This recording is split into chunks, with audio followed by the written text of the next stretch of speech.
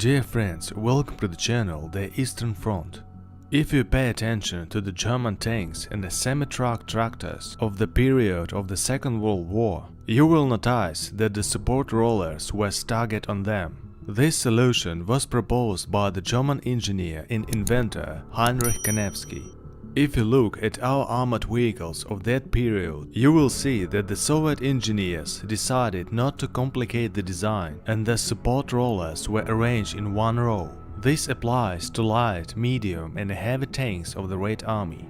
As you know, the Germans do nothing for nothing, and this case is no exception. But this arrangement of ice rings had both pros and cons, which I will tell you about now.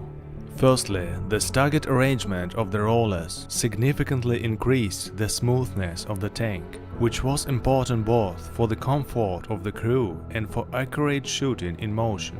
Secondly, when the rollers were arranged in several rows, it was necessary to use wider tracks, as a result of which the area of adhesion to the ground was larger, and this improved cross-country ability in mud and snow.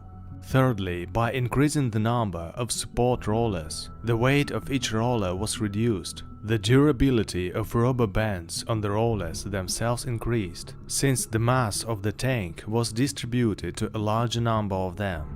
But such an engineered solution also had significant drawbacks.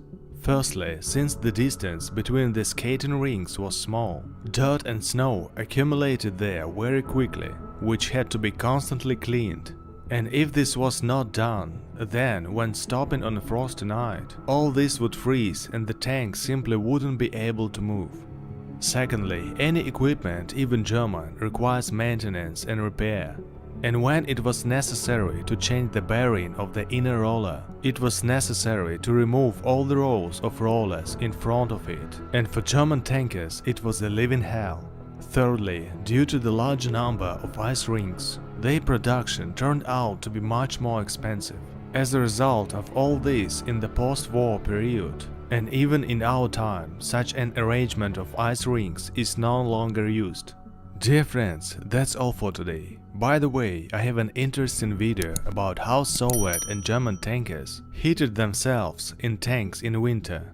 And it was Tim and the Eastern Front channel. As usual, I wish you peace and health. See you.